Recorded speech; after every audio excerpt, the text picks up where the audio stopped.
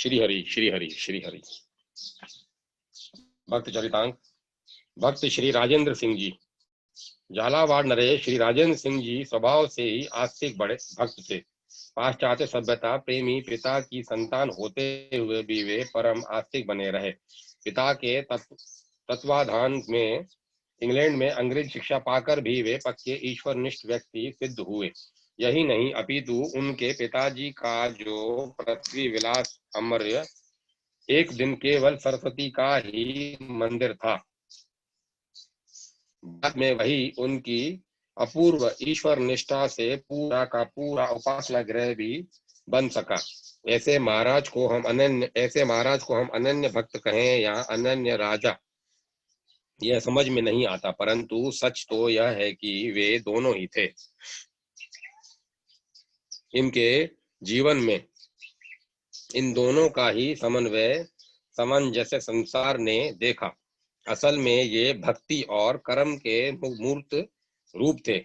इस विषय में उनका यह कहना था, एक भृत्य जो स्वामी का काम तो अच्छा करता है परंतु उससे प्रेम नहीं करता, किंतु दूसरा स्वामी से प्रेम करता है परंतु काम अच्छा नहीं करता। इन दोनों की अपेक्षा वह तीसरा व्यक्ति समधिक अच्छा है जो भक्त भी है और काम भी अच्छा करता है। साथ ही वे यह भी कहा करते थे कि गीता में स्वयं भगवान ने इसी बात को इस तरह स्पष्ट किया है, ईश्वर कृपा से उनका समस्त जीवन इसी तरह बीता। कार्य क्षेत्र में वे प्रजा को वस्तुतः जनता जनार्दन ही समझते थे और अपने आप को उसका पुजारी, किंतु धीरे धीरे उनकी श्रद्धा इतनी बढ़ी कि वे संपूर्ण जगत को ही राम में देखने लगे और कहने लगे, सिया राम में सब जग जानी, करऊ प्रणाम जोरी जुगतानी। ऐसे भी मनुष्य चित्त गुणों की वे खान थे। आदर्श व्यवहार तो उनकी अपनी कुल परंपरा की वस्तु थी। उनके पितामह महाराज श्री छत्रसाल जी तो इसके प्रतीक ही थे। पूज्य पिता श्री भवानी सिंह जी महाराज भी इसी दिशा में अपना तानी नहीं रखते थे। यही कारण था कि उनके सद्व्यवहार का सभी पर अच्छा असर था। जो भी एक बार उनसे मिला जन्म भर उनकी प्रशंसा ही करता रहा। त्याग वैराग्य के तो वे मूर्त रूप ही थे। एक भी दीन दरिद्र कभी इनसे निराश नहीं लौटा। उनसे वैराग्य का प्रतीक रैन बसेरा तो आज तक मौन भाषा में उनके वैराग्य की कहानी सुना रहा है। चारित्र्य तो उनकी अपनी पीढ़ियों की चीज थी। एक पत्नी व्रत के तो वे साक्षात आदर्श ही थे। युवा अवस्था में विलासत रहते हुए वे लोकोत्तर चरित्रवान प्रमाणित हुए। यह बात भी असंदिग्ध है कि इन भक्त कर्मयोगी नरेश को अपने धार्मिक, राजनीतिक एवं भक्ति विषयक कार्यों में आपकी महारानी श्री हरि कुंवरबा से पूर्ण प्रेरणा और सहायता मिलती रही थी। सबसे बड़ी बात यह थी कि वे ईश्वर निष्ठा के पक्के आदमी थे। जीवन भर बड़े से बड़े दुख में और नास्तिक वैज्ञानिकों को सत्संग में भी उनकी ईश्वर निष्ठा में नाम मात्र भी शिथिलता नहीं आई। प्रत्युत वह अधिक दृढ़ ही होती गई। जस जस सुरसा बदनु बढ़ावा, तासु धून कपि रूप दिखावा। वे न केवल कर्मयोगी भक्त थे परंतु भक्त कवि भी थे। सुधाकर काव्य कला इसका ज्वलंत प्रमाण है। उसको पढ़कर प्रत्येक पाठक यह समझे बिना न रहेगा कि उनका व्यक्तित्व भक्ति, कर्म, चरित्र और कवित्व का व्यक्तित्व था, किंतु उनका कवित्व ऋषि कल्प सा था। झालावाड़ की जनता पर अब तक उनके इसी व्यक्तित्व की छाप है। आज भी वह उनके पद गा कर उन्हें याद किया करती है। कविता प्रेमी उनके इन शब्दों को तो कभी नहीं भूल सकते। तुमने मन को न विशुद्ध किया, अपने पुनि दोष मिटाए नहीं, फिरते ही रहे नित्य निचन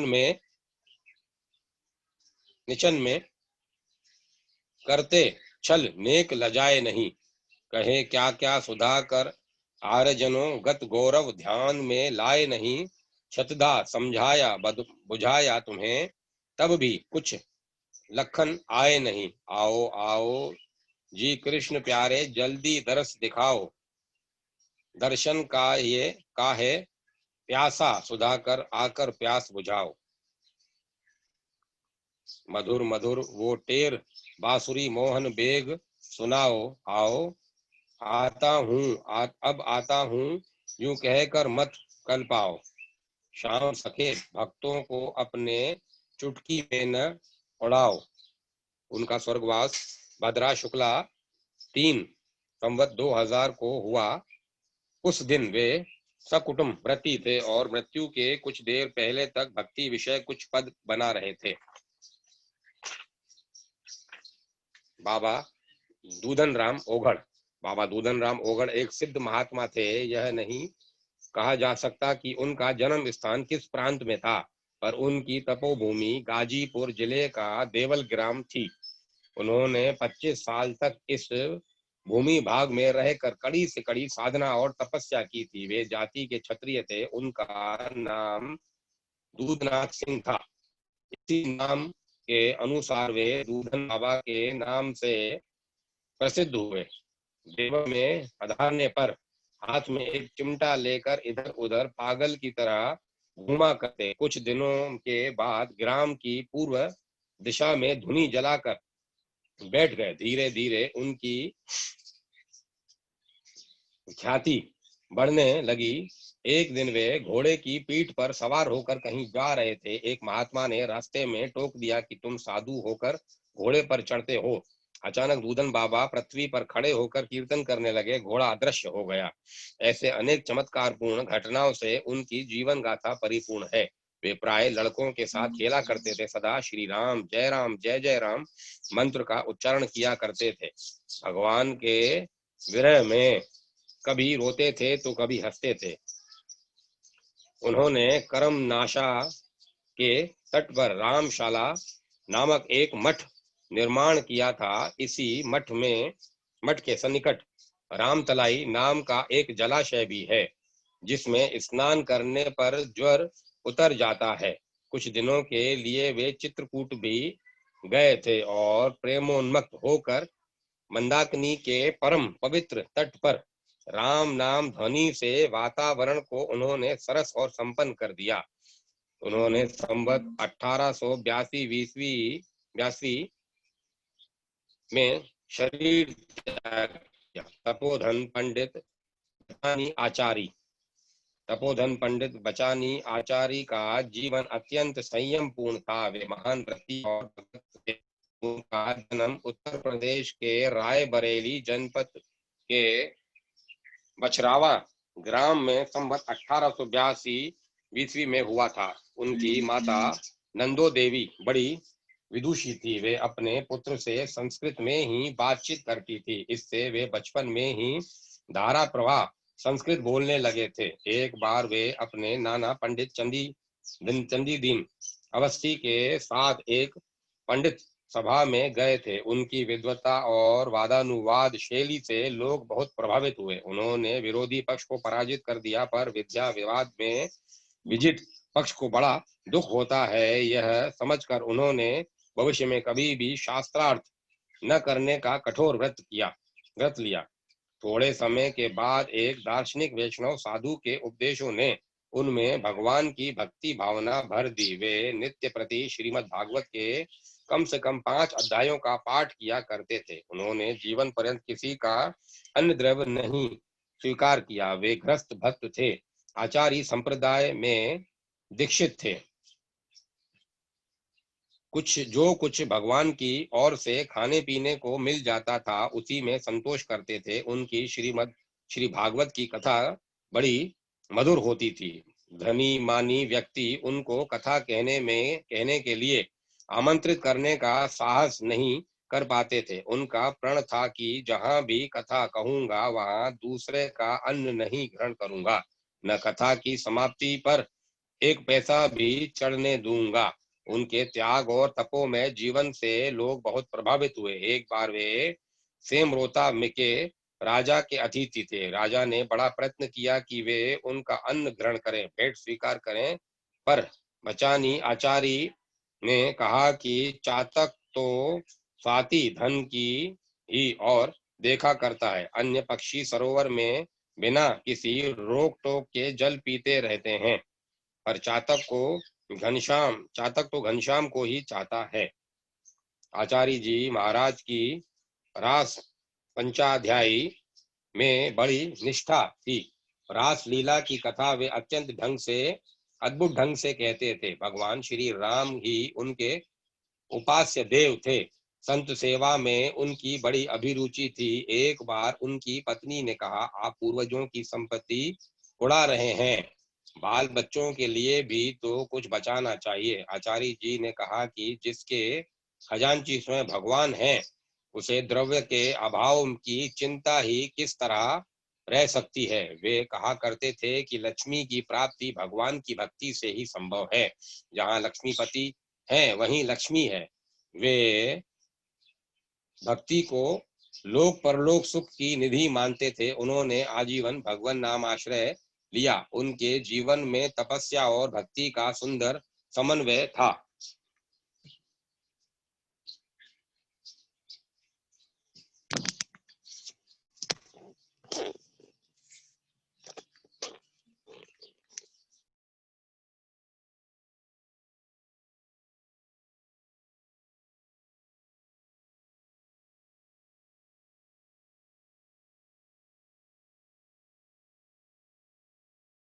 प्रभु जी महाराज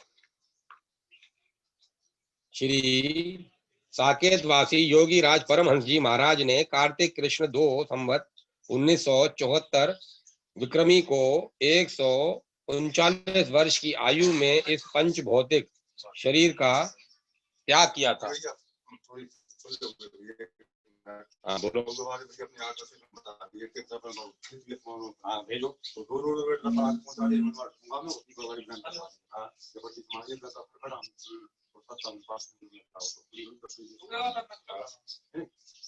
तो ये आज फिल्म ही नहीं आ रहा।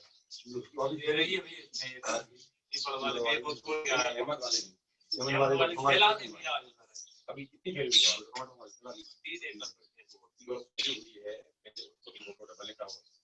अभी अपने को जब भी खोलेगी तो पहले अपने बीच से बनाने भैया 2 दिन चला नहीं बनेगा। 2 दिन में बस पूरे निपटा देंगे भैया। 2 दिन पूरा पड़ेगा 2 दिन खत्म हो जाएगा। तो ये अपने को नहर के टाइम आगे नहर होते हैं अपने को टाइम पे निपटाना है काम। जब तैयार करोगे आप पानी पूरा पानी हेमंत वाले में डाल एक लाइन पूरी तरह से भरा देना है। अकेले कितनी मिनट रुकी हुई है? अकेला पूरा वहाँ जब कह रहे है ना उसमें क्या है काम कर दो। अरे दोनों के इकट्ठे जब तक यहाँ की फाइल रुकती रहेंगी। आज के दिन यहाँ की फाइल तो ट्रैक्टर में निपट जाएगा। आज परमहंस जी महाराज ने कार्तिक कृष्णा 2 संवत 1974 विक्रमी को 139 वर्ष की आयु में इस पंच भौतिक शरीर का त्याग किया था। वे योगाभ्यास में पूर्ण कुशल थे। शिथिलीकरण तथा प्रणव को उन्होंने सिद्ध कर लिया था। अपने शरीर को शिथिल करने में उनको इतनी सफलता प्राप्त थी कि वे वर्षों निद्रा लिए बिना भी पूर्ण स्वस्थ बने रहे। मृत्यु के बाद भी उनके तेजस्वी शरीर को देखकर यह कोई नहीं कह सकता था कि यह मृत शरीर है। इस शिथिलीकरण के प्राप्त करने का कारण था उनका निरंतर ओमकार का निधिध्यास। कोई भी क्षण ऐसा नहीं जिसमें मैंने उनको नाम स्मरण में से रहित देखा हो। वे बात करते तब भी उनकी उंगलियां स्मरण का काम एक विशिष्ट प्रकार से करती रहती थी। वे सदैव ईश्वर चिंतन का परिणाम उनके ईश्वर चिंतन का परिणाम उनके शरीर पर स्पष्ट दिखाई देता था। श्री परमहंस जी महाराज ने अपनी सारी योग शक्ति का उपयोग भगवत आराधना में ही किया था। रात के समय लोगों ने उनको सदैव रोते हंसते भजन गाते डमरू बजाते हुए ही देखा। वे सदा अपनी मस्ती में रहते थे, फिर भी उन्हें समय का ध्यान सदैव रहता। उनका प्रत्येक कार्य ठीक समय पर होता था। जिस प्रकार उनका भोजन परिमित था, उसी प्रकार उनका लोगों से मिलना आदि भी ठीक समय पर होता था।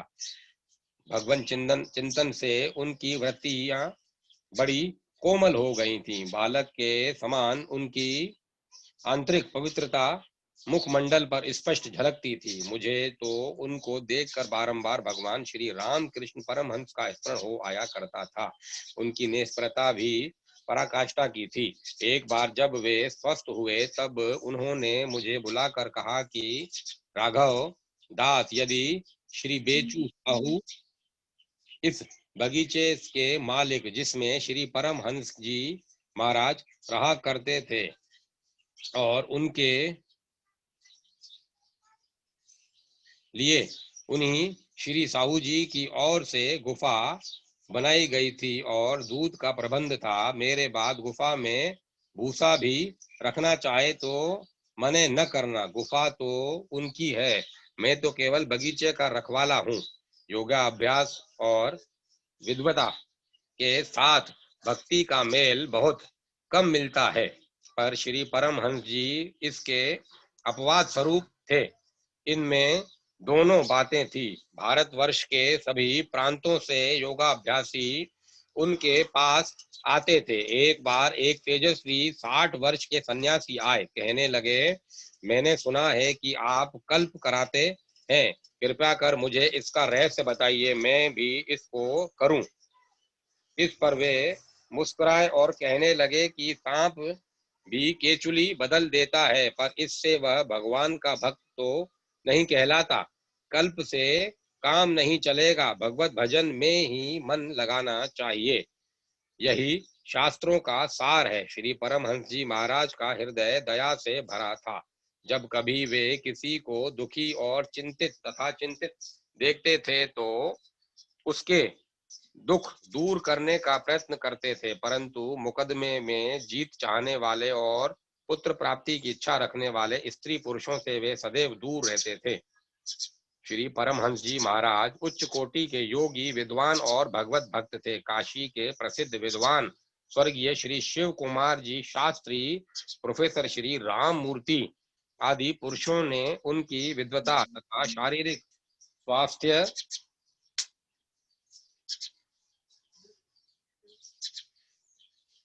स्वास्थ्य की प्रशंसा की थी। अनेक संतों ने उनकी अनन्य भक्ति को देखकर अपना पूज्य भाव व्यक्त किया था।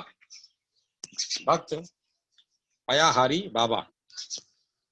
उत्तर प्रदेश के गाजीपुर जिले में गांगी नाम के एक छोटी सी नदी है। कुछ ही आगे जाकर वह पुण्यमयी गंगा में समा जाती है। इसी गांगी के तट पर सिसोड़ा नामक एक छोटा सा गांव है और वही पयाहारी बाबा की कुटी है। आपने बनारस जिले के माहिच परगने के सिलोटा नामक गांव में जन्म लिया था। आपके पूर्वज अत्यंत धार्मिक, सदाचारी और भगवत प्रेमी होते आए हैं।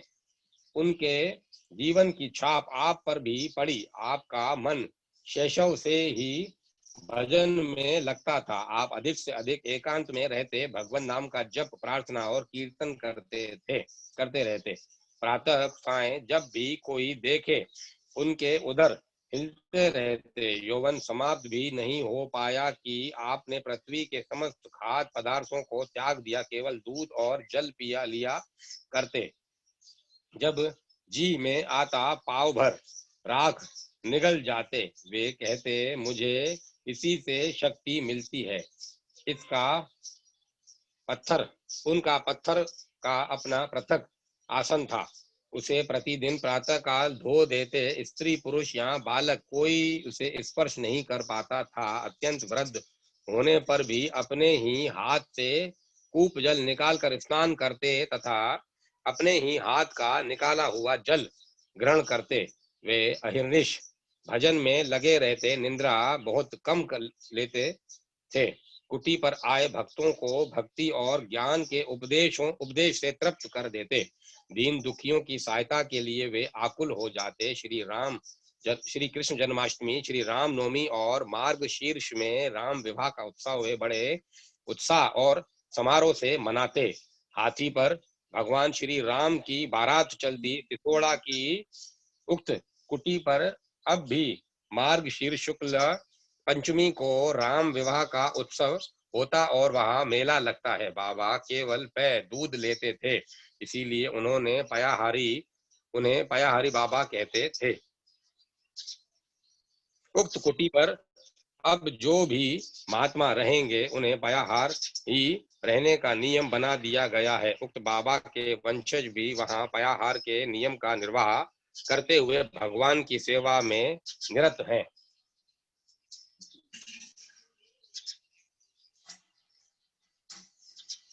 राम नाम के हीरे बावन बाबा काशी से उत्तर चलकर कुछ दूर के पश्चात श्री गंगा जी पश्चिम की ओर बही है। वहीं पर सबसे लंबा गंगा जी का पश्चिम मुख प्रवाह है। पश्चिम वाहिनी धारा के मोड़ पर बलुआ नामक बाजार है। गंगा जी के उत्तर तट पर बाजार से 2-3 पलंग पर कुछ पेड़ों के झुरमुट हैं। एक नाला है, छोटा सा जंगल जैसा बन गया है। बड़ा सुरमय स्थान है। यहाँ से लगभग 2 मील पर केथी नाम का ग्राम है। वहां के एक ब्राह्मण कुल के आजन्म ब्रह्मचारी तपस्वी विरक्त महापुरुष ने इस स्थान पर भगवान शंकर का मंदिर बनवाया और कुटी बनाकर भजन करते हुए जीवन व्यतीत किया। श्री ब्रह्मचारी जी महाराज सिद्ध संत थे। उनकी उस प्रदेश में बड़ी ख्याति थी। अपने गांव में ही एक क्षत्रिय बालक को उन्होंने दीक्षा दी थी। यह बालक आकार से वामन था, अतः सब लोग इसे वामन कहा करते थे। गुरु के शरीर छूट जाने पर भी बावन उसी कुटी पर भजन करते रहे। अनेक बार उन्होंने तीर्थ यात्रा की, किंतु उनका चित्त अपने देव के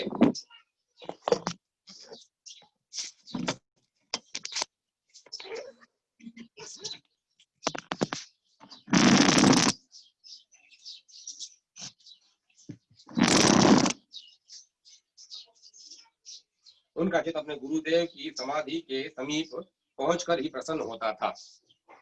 कांग्रेस का सत्याग्रह आंदोलन चल रहा था। अंग्रेज सरकार दमन पर उतर आई थी। कांग्रेस गैर कानून संस्था घोषित कर दी गई थी। स्वयं सेवकों ने जेल खानों को भर दिया था। सरकारी कर्मचारी अब स्वयं सेवकों को गिरफ्तार नहीं करते थे, वे स्वयं सेवकों को आश्रय देने वालों को गिरफ्तार करते और उनकी संपत्ति जब्त होती थी। भय के कारण कोई भी कांग्रेस कार्यकर्ताओं को अपने यहाँ ठिकाना नहीं चाहता था। छिपकर फायदा देने वाले तो बहुत थे, पर रहा कहाँ जाए। बावन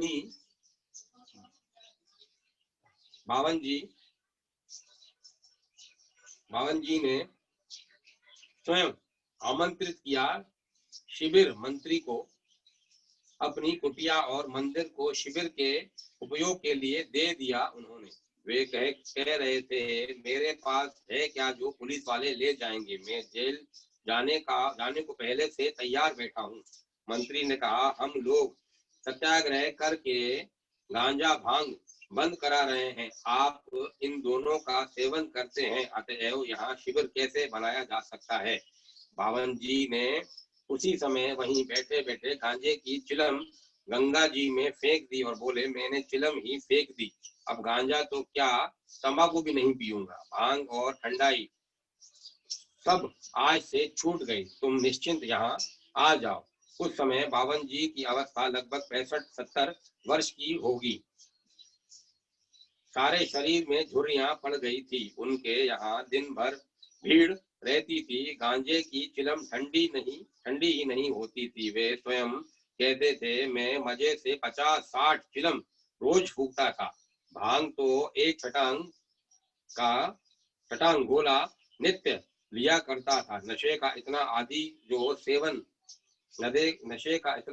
जो सेवन करता रहा हो, वह वृद्धावस्था में एक क्षण में सब छोड़ दे, यह बड़े ही दृढ़ संकल्प की बात थी।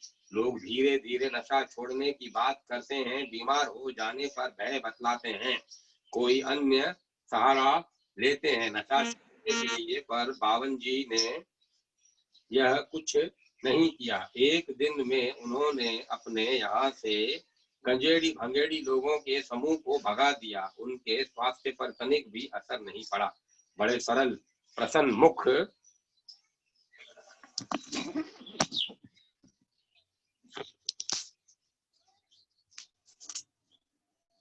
बड़े सरल प्रसन्न मुख और सीधे थे बावन जी।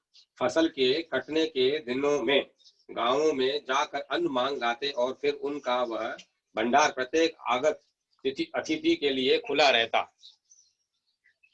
कांग्रेस शिविर जितने दिन वहां रहा, बावन जी के भंडार का अन्न ही स्वयं सेवकों के उपयोग में आया। भगवान शंकर और गुरुदेव की चरण पादुका की नित्य पूजा, गंगा जी का स्नान और गंगा जल का पान तथा गंगा तट पर विचरते हुए आने वाले साधु संतों का यथाशक्य स्वागत सत्कार, यही उनका जीवन क्रम रहा। अंत तक ऐसे आदर्श निष्प्रय जीवन अपने में ही धन्य और पूर्ण होते हैं।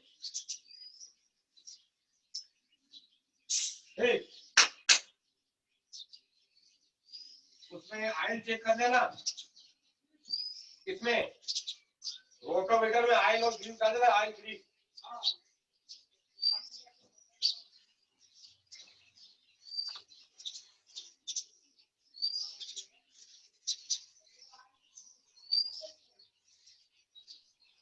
भक्त संवत 1868 ईस्वी में फर्रुखाबाद जिले के अंतर्गत सरायमीर नामक ग्राम में हुआ था। वे बड़े शिव भक्त थे।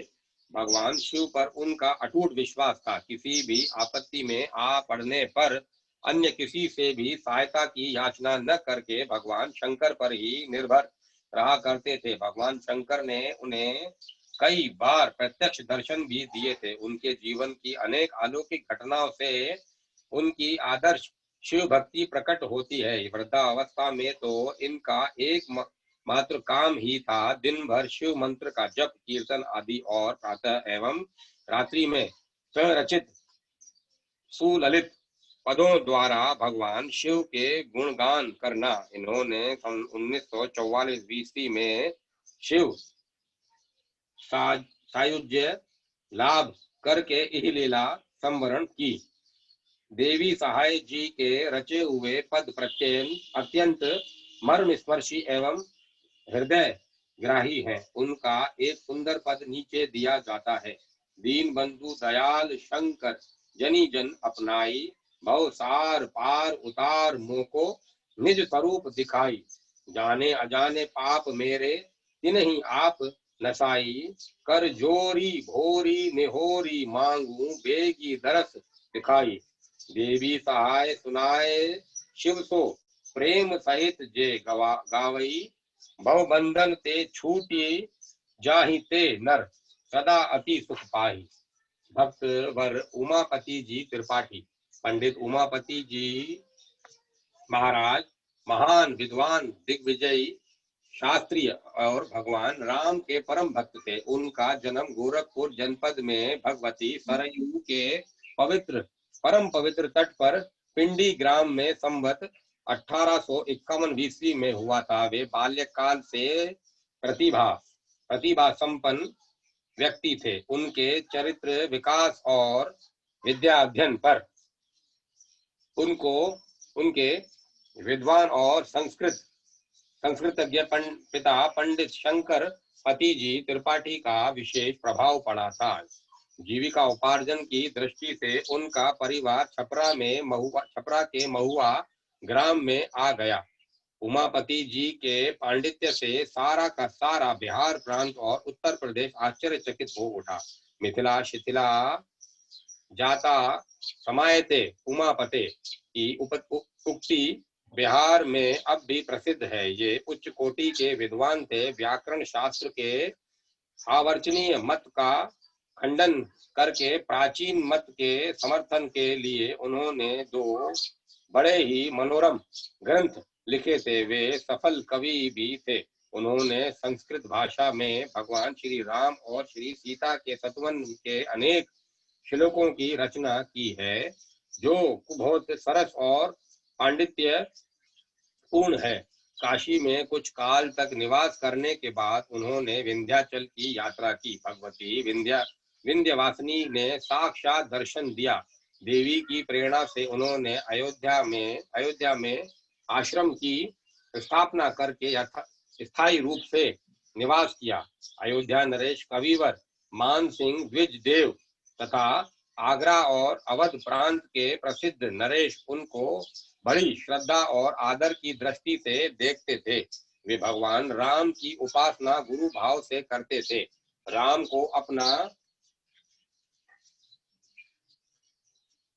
वे भगवान राम की उपासना गुरु भाव से करते थे। राम को अपना शिष्य मानते थे। वह गले की पहनी हुई माला उनको पहनाते थे। अयोध्या की संत मंडली और भक्त मंडली में खलबली मच गई कि एक वृद्ध ब्राह्मण भगवान राम के प्रति ऐसा अनुचित व्यवहार करते हैं। लोगों ने पंडित जी के इस विषय में शंका की। उन्होंने कहा कि आप लोग भगवत विग्रह मेरे दरवाजे पर लाए।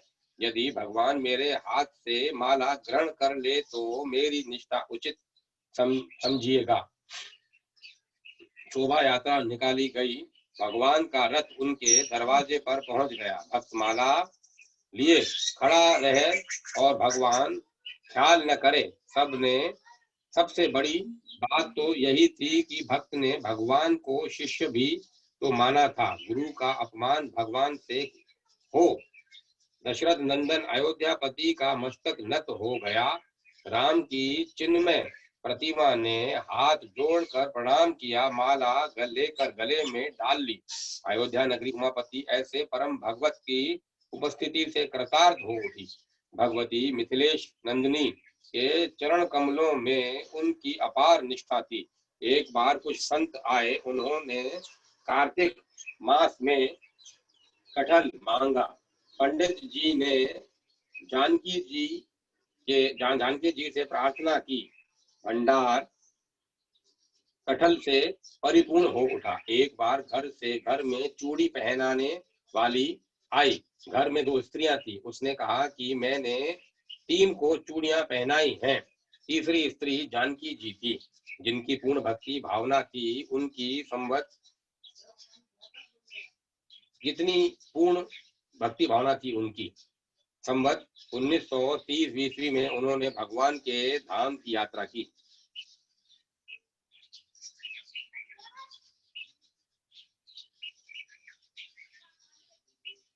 श्री बुद्धू भक्त। 50 साल पहले की बात है। परम पवित्र भगवती कूपवाहिनी कुआनों के तट पर उत्तर प्रदेश के बस्ती जनपद में महाश्रम महसो ग्राम में एक अत्यंत पवित्र वैश्य कुल में 2 भाइयों ने जन्म लिया, जिनकी शुभ कीर्ति की पताका आज भी फहराकर भक्ति महारानी की विजय जयंती मना रही है। उनका नाम बुद्धू और लुद्धू था। दोनों भाई परम भगवत भक्त और गृहस्थ वेश में भी महान संत थे। दोनों ने आजीवन कठोर ब्रह्मचर्य व्रत का पालन किया। दोनों दूर दूर तक भगत जी के नाम से प्रसिद्ध थे। बुद्धू भक्त बड़े थे। बचपन से ही उनका मन भगवान के चरण बिंदु में आसक्त था। उनका जीवन सादगी, कोमलता, मृदुता और विनम्रता का प्रतीक था। बुद्धू भक्त का भातृ प्रेम अत्यंत सराहनीय था। वे लुद्धू को बहुत मानते थे। परिवार में उनकी क्षमाशीलता के प्रभाव से कभी कलह या झगड़े का उदय नहीं हुआ। बुद्धू भक्त बड़े संयमी और व्रती थे। वे नित्य प्रातः काल नित्य कर्म से निवृत्त होकर भजन में लगते थे। परम शिव भक्त और श्री कृष्ण चरण अनुरागी श्री लाल बिहारी जी कायस्थ के शिव मंदिर में बैठकर नित्य नियम पूर्वक 3 घंटे तक रामचरितमानस, सुख सागर तथा अन्य भक्ति ग्रंथों का पाठ करते थे। वे राम और कृष्ण में कुछ भी भेद नहीं मानते थे, दोनों की उपासना समान भाव से करते थे। पाठ तथा भजन आदि समाप्त करने पर दुकान के कार्य में लग जाते थे। मिठाई बनाकर बेचा करते थे। दुकान पर बैठे बैठे सदा साधु संतों की राह निहारा करते थे। सौभाग्य से उन्हें नित्य ही सत्पुरुषों का सत्संग मिल जाया करता था और वे उनके साथ भगवत चर्चा किया करते थे। उन्होंने भारतवर्ष के समस्त पवित्र तीर्थों की यात्रा की थी। अयोध्या तो साल में कई बार जाया करते थे। घर पर रामनवमी और जन्माष्टमी का उत्सव धूमधाम से मनाया करते थे। संत सेवा में उनका मन बहुत लगता था। एक बार गांव में एक अवधूत आए। परमहंस जी को गांव वालों ने पागल समझा। भक्त बुद्धू शिव मंदिर में पाठ कर रहे थे। उठते ही समाचार विदित होने पर वे महात्मा जी की खोज में चल पड़े। अवधूत जी गांव में ही थे। भक्त उनके चरण पर गिर पड़े। उन्होंने कहा कि गांव वाले आपको नहीं समझ सके, उनका अपराध क्षमा को। अवधूत जी हंसने लगे। भक्त के साथ उनके घर आए। बुद्धू ने प्रेम पूर्वक भोजन कराया। उनका अंग अंग रोमांचित था। नैनों में सावन की बरसात थी। बुद्धू भक्त बड़े अध्यवसायी थे, स्वावलंबी थे। उनके दर्शन से ही लोगों को महती शांति मिलती थी। पापी से पापी जीव भी उनके सामने आने पर पुण्य आत्मा हो जाता था। अभी 12-13 साल पहले उन्होंने स्वर्ग की यात्रा की। भक्त यज्ञ नारायण जी पांडे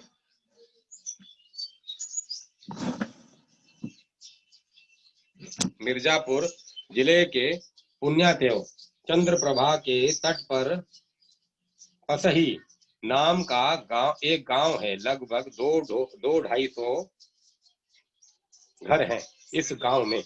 यहीं के प्रतिष्ठित जमींदार पंडित श्री पंचानंद जी पांडे की धर्मपत्नी की कोख से आपने जन्म लिया था। बाल्यकाल से ही आपकी आध्यात्मिक रुचि देखने में आती थी। संस्कृत के छोटे छोटे स्तोत्रों को कंठ पर लेना और उन्हें गाते रहना बड़ा प्रिय लगता था। आपको प्रारंभिक शिक्षा आपकी गांव में हुई।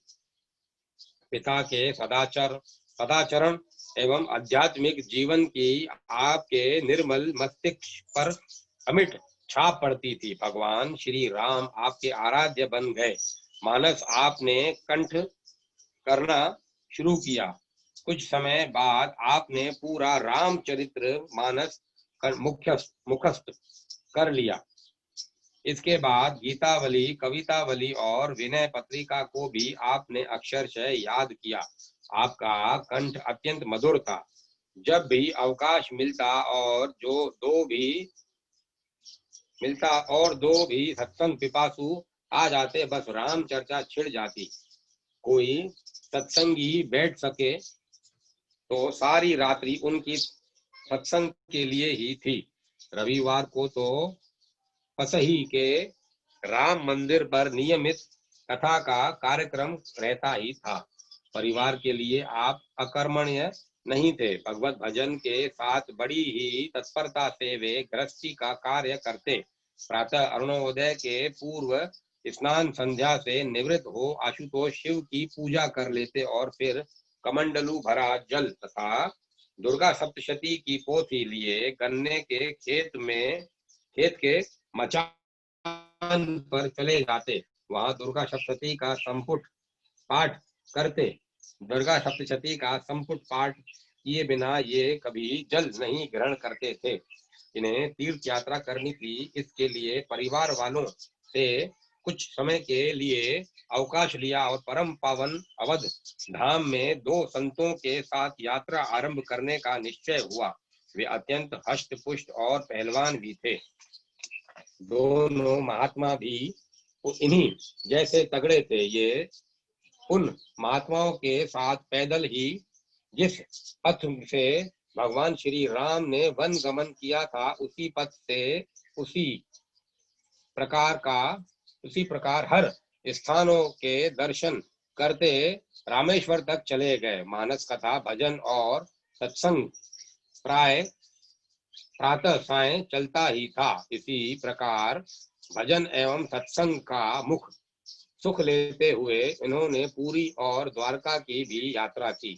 श्री बद्रीनाथ और केदारनाथ जी के भी दर्शन कर आए, पर 2 मील के लिए भी कोई सवारी नहीं की। लोगों का विश्वास है श्री बद्री विशाल जाते समय इन्हें भगवान का साक्षात्कार हुआ था। जीवन के 40 वर्ष पार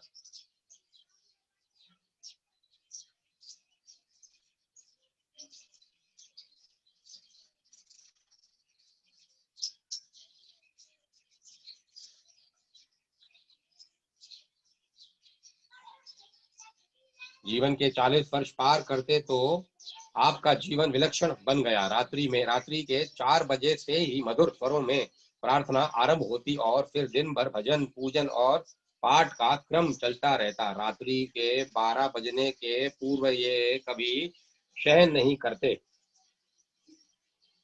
रात्रि के 12 बजने के पूर्व ये कभी शयन नहीं करते। माघ मास में प्रतिवर्ष अपनी धर्म पत्नी के साथ तीर्थ यात्रा प्रयाग में त्रिवेणी तट पर निवास करके स्नान, भजन और सत्संग करते और पूरे महीने भर रामनगर की रामलीला देखते। रामलीला के समय इनकी बड़ी विचित्र स्थिति हो जाती। भगवान श्री राम की और ये इस प्रकार एक टक देखा करते जैसे जड़ हो गए हों। वे भगवान के अपूर्व भक्त थे। उनके तन, मन और प्राण में भगवान बसे थे। उनके जीवन का प्रत्येक क्षण भगवान के लिए ही बीतता था।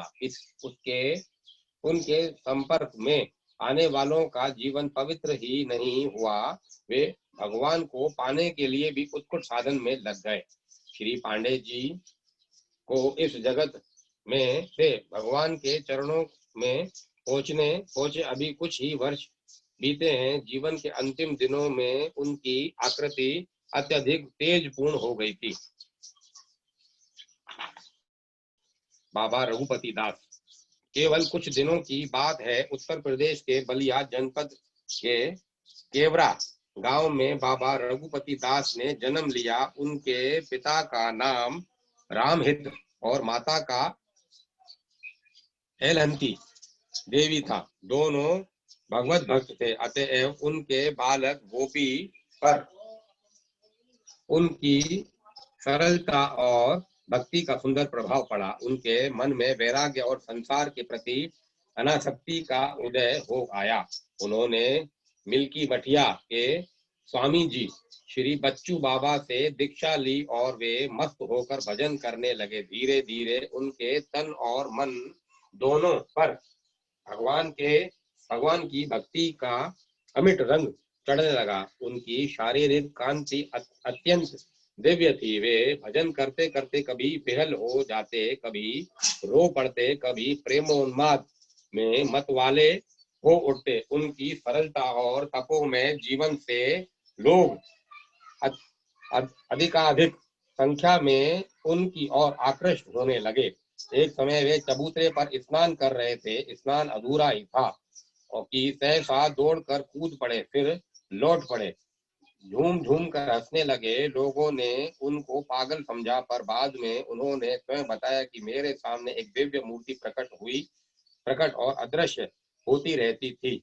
मैं उसके आलिंगन के लिए दौड़ता था, पर वह ओझल हो जाती थी। वे भक्ति का रसामृत पीकर कभी कभी बड़े सुंदर सुंदर कीर्तन के पदों की रचना करते और मस्त होकर गाया करते थे। भावावेश में वे एक बार धर्मशाला के कमरे में लगातार 6 दिन तक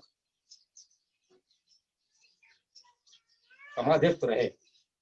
भक्तों के विशेष आग्रह पर वे बाहर आए। उस समय वे बड़े तेजस्वी दिख पड़ते थे। उन्होंने भारत के समस्त प्रसिद्ध तीर्थों का भ्रमण किया। एक बार वे वृंदावन की एक धर्मशाला में थे। कड़ाके का जाड़ा पड़ रहा था। बदन पर कंबल नाम की कोई वस्तु नहीं थी। रास ऋषिकेश्वर की राजधानी में एक संत भक्त जाड़े से कांपता रहे, यह असंभव था। बाबा ने देखा कि उनके शरीर पर दो दो शाल पड़े हुए हैं। वे वंशी वाले नंद नंदन की कृपा पर अपना सर्वस्व समर्पित कर खिलखिलाकर हंस पड़े। अंग अंग में नया जीवन आ गया। रघुपति दास जी परम विरक्त और त्यागी थे। रुपए पैसे के स्पर्श से भी दूर रहते थे। उन्होंने अपनी आवश्यकताओं को बहुत कम कर दिया था। मटिया में किसी वस्तु का संग्रह नहीं करते थे। सर्वत्र सब में भगवत भक्ति रखते थे। भक्त लाला भगवान सहाय जी का जन्म कायस्थ सक्सेना कुल में संवत 1934 ईस्वी में हुआ। कुरावली जिला मैनपुरी को उनकी जन्म भूमि होने का गौरव प्राप्त हुआ। उनके पिता श्री शंकर लाल जी बड़े भगवत भक्त, शिवोपासक और भजन प्रेमी व्यक्ति थे। समय के प्रवाह में 1857 में कुरावली को छोड़ना पड़ा और जीवनोपार्जन के लिए वे ग्वालियर राजा अंतर्गत नरवर नामक कस्बे में रहने लगे। यहाँ आकर उन्होंने राज्य की सेवा स्वीकार की। लाला भगवान सहाय जी की शिक्षा योग्य गुरुओं के अनुशासन में आरंभ हुई। बाल्यकाल से वे एक गुरु भक्त तथा ईश्वर परायण छात्र थे। युवा अवस्था में उनको पुलिस विभाग में नौकरी करनी पड़ी तथा उन्होंने उक्त विभाग की सेवा 11 वर्षों तक तन मन से की। भ्रष्टाचार से सदैव दूर रहे। अपने सहयोगियों के चुंगल में फंस जाने पर यदि कुछ अनुचित धन लेना भी पड़ता तो उसे घर न लाकर मार्ग में ही निर्धन भिखारियों में वितरित कर देते और घर आने पर हाथ धोकर प्रायश्चित करते थे।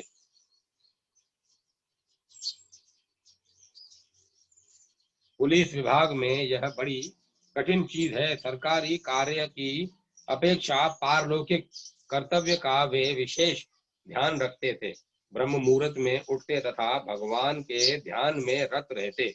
बड़े प्रेम और श्रद्धा से भगवान का षोडशोपचार पूजन करते और तुलसी कृत रामायण का पाठ करते थे। नित्य का पूजन करने के पूर्व कुछ भी खाते नहीं थे। यदि राजकीय कार्यों के कारण कभी नित्य कर्म में बाधा आती तो उपवास करते थे तथा पूजन पाठादि करने के पश्चात ही अन्न ग्रहण करते थे। सरकारी कार्य से निवृत्त होने के पश्चात सायंकाल परिभ्रमण के लिए जाते थे। रात्रि में भक्तमाल आदि पुस्तकों का स्वाध्याय और तथा प्रार्थना करते थे।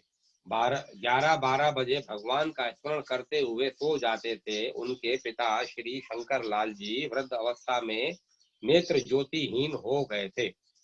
अतः पिताजी की सेवा सदैव स्वयं ही करते थे। स्थानांतर में विशेष उन्नति के साथ बदली होने पर उन्होंने यह कहकर कि नौकरियां तो और भी मिल सकेंगी परंतु पितृ सेवा का अलभ्य लाभ सिर्फ थोड़े ही मिलने वाला है, त्याग पत्र प्रस्तुत कर दिया।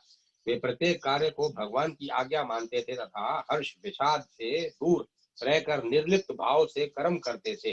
वे दयावान, मधुरभाषी, सरल प्रकृति के होकर प्राणी मात्र के हित चिंतक थे। किसी भी वस्तु को अपनी न कहकर राम जी की कहते थे। कृषि जमींदारी आदि से जो कुछ प्राप्त हो जाता उसी में संतुष्ट रहते थे। सदैव तुलसी की माला धारण करते तथा पक्षियों और चींटियों को अन्न डालते थे।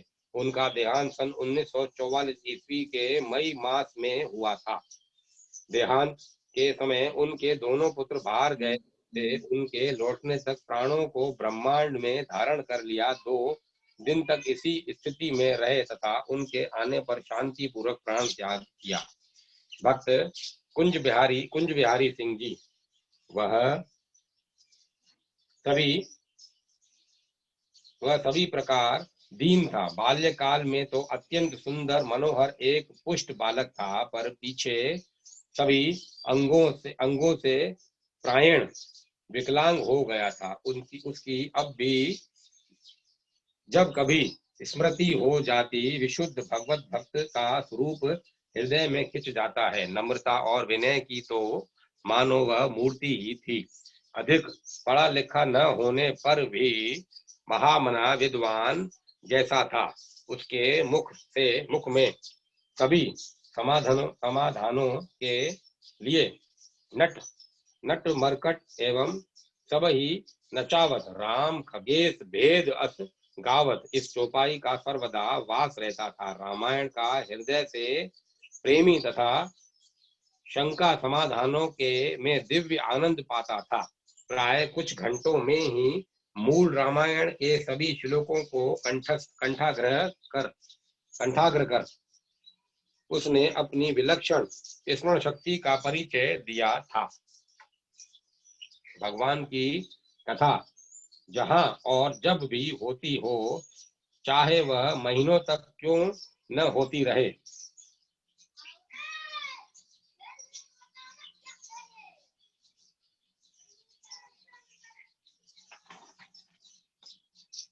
अवस्था अस्वस्थता तथा पंगु की दशा में भी पहुंच भी जाता था।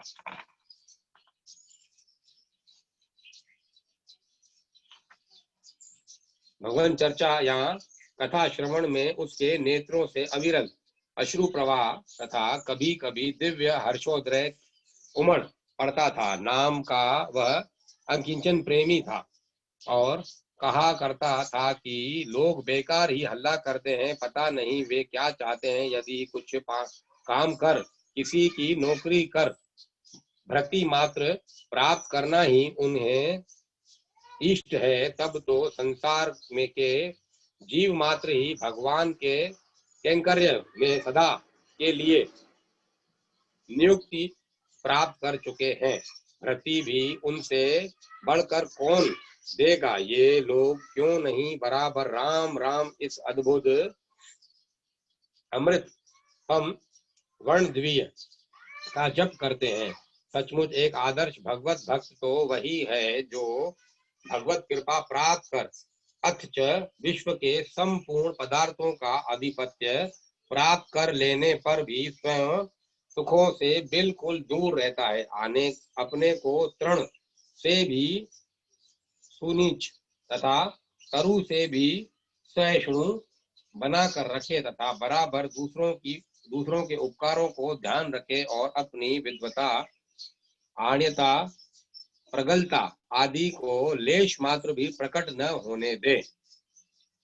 काम क्रोध आदि का तो कोई प्रश्न ही नहीं। रमा बिलासु राम अनुरागी तजत बमन जीमी जन बड़भागी। राम चरण पंकज रति जीनी विषय भोग बस करे की तीनी। सबहि मान प्रद आपु अमानी भरत प्राण सम ममते प्राणी। आड़त्य के अतिरिक्त प्राय उसमें ये सभी लक्षण मौजूद थे। वे दुराचारियों को भी बड़े सौम्य तथा मधुर शब्दों में उन्मार्ग के विरत होने की प्रार्थना करता था। ऐसी कितनी घटनाएं मेरे सामने हुई हैं। यह अत्यंत साधारण राजपूत परिवार में उत्पन्न हुआ। उसका सारा प्राय 34 वर्ष का जीवन नानाविध संकटों में ही गया, पर उसकी भगवत भक्ति निष्ठा तो गांगे वगो मुंदवंती की भांति अनुदिन बढ़ती ही गई और अंत तक भी वह भगवत स्मरण रत रहा। कष्टों के यथा याद दिलाने पर भी वह प्रभु की विलक्षण कृपा तथा कर्म भोगों की बात कहकर सबको धैर्य देता रहा। कई महीनों की लंबी बीमारी होकर 2000 विक्रमी के माघ शुक्ल पक्षमी को वह गीता रामायण भगवान नाम श्रवण करता हुआ एक शरीर से मुक्त हुआ। उसके मरने के समय एक विलक्षण बात तो हुई।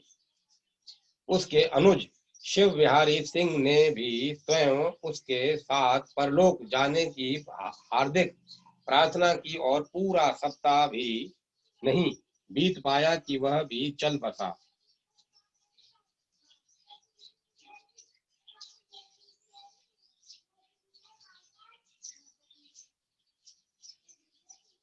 जो हो, आज के विषम वातावरण में वे वैसी विभूतियां देखने में बहुत कम आती हैं। उसमें भी जब सांप्रदायिकता का नाम लेकर सनातन धर्म को मिटाने के लिए ही जब भारत सरकार की संपूर्ण शक्ति के व्यय करने का डंका पीटा जाता है, तब क्या पता कि भारत माता के नसीब में क्या बदा है।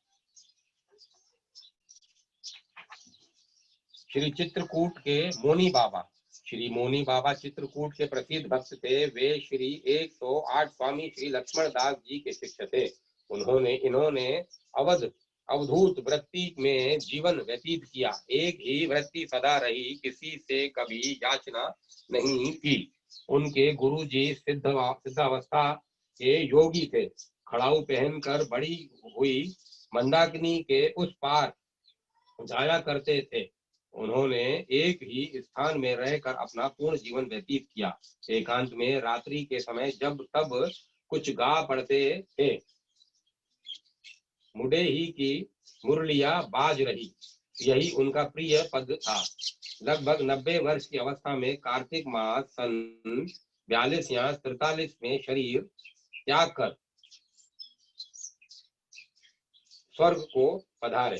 लेखक शरीर त्याग के समय उन्हीं के समीप था। उनकी समाधि चित्रकूट में मंदाकिनी तट पर बनी है। भक्त लोग दीपमालिका आदि पर्वों में उसका पूजन किया करते हैं। चित्रकूट के परम त्यागी श्री राम नारायण ब्रह्मचारी जी, श्री ब्रह्मचारी जी महाराज एक उत्कट त्यागी कर्मनिष्ठ महात्मा चित्रकूट में हो गए हैं। उन्होंने सिरसावन चित्रकूट में जीवन व्यतीत किया। सदा त्रिकाल संध्या करते, यम नियम का पालन करते हुए 90 वर्ष की अवस्था में भी स्वपा की रहे कर्म योग के पक्के उपासक थे। जीवन में किसी से भी कभी कोई याचना नहीं की, न किसी का दिया कोई पदार्थ ही सेवन किया। एक बड़ा खेत था, किसान को दे दिया था। उसी की आधी उपज में भोजन करके भजन करते थे। लेखक को कई वर्षों तक उनके सत्संग का सौभाग्य प्राप्त हुआ। गीता का पाठ सदा करना आपका नित्य नियम था। बहुत सी गुप्त विधाएं भी आप जानते थे, पर उन्हें वे कभी प्रकट नहीं करते। गौ की सेवा करते, घास स्वयं छील कर खिलाते,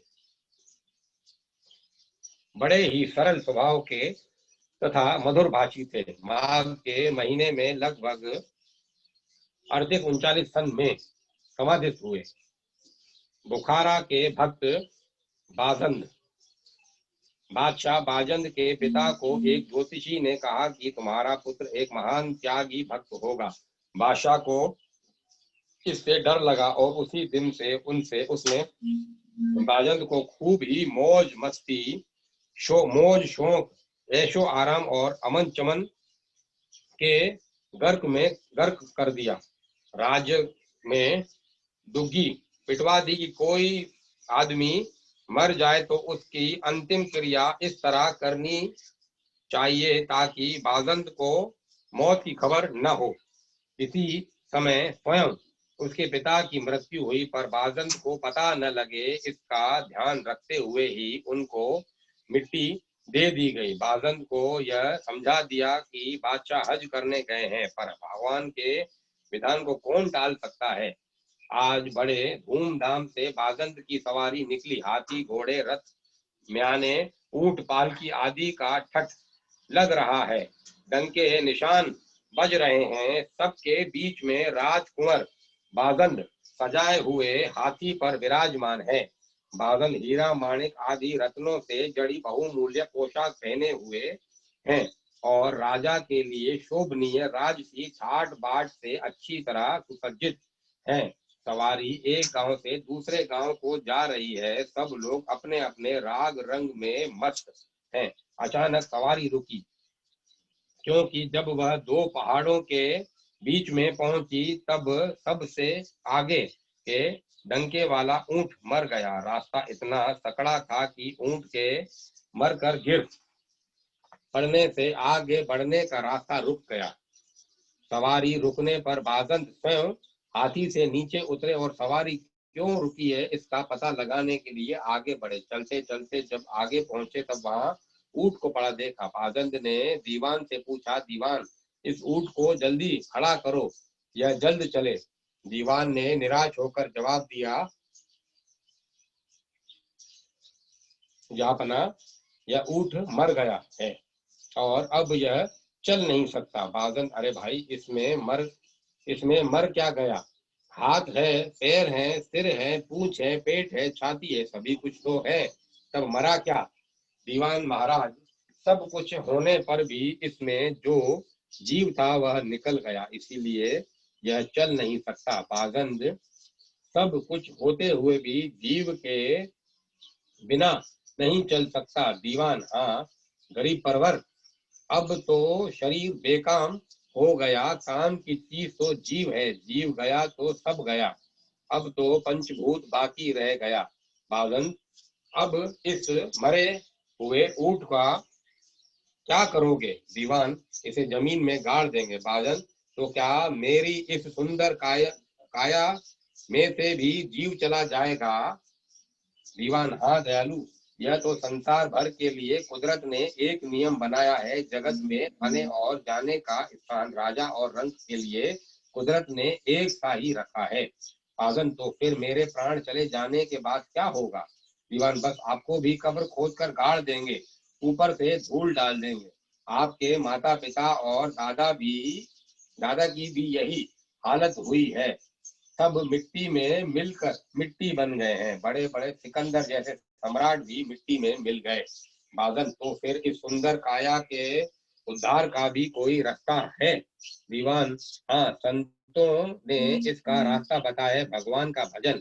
भगवान का भजन करने वाले मरकर भी अमर हो गए हैं और उन्होंने नित्य सुख शांति प्राप्त की है। बागन, तो फिर यह राजपाट की खटपट, दगा, धोखा और आदि व्याधि उपाधि जिन इनकी जीवन में क्या जरूरत है? अब तो भजन करके ही भवसागर करना और देह का उद्धार करना ठीक है।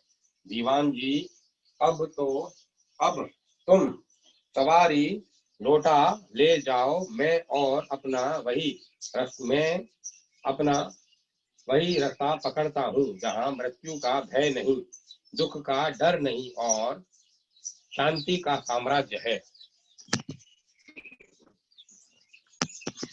सिंध के भक्त बादशाह अब्दुल लतीफ, महान भक्त कवि शाह अब्दुल लतीफ का जन्म ईस्वी सन 1699 में हाला गांव में हुआ था। उनके पिता का नाम सैयद था। कारणवश वे हाला छोड़कर कोटड़ी में आ बसे थे।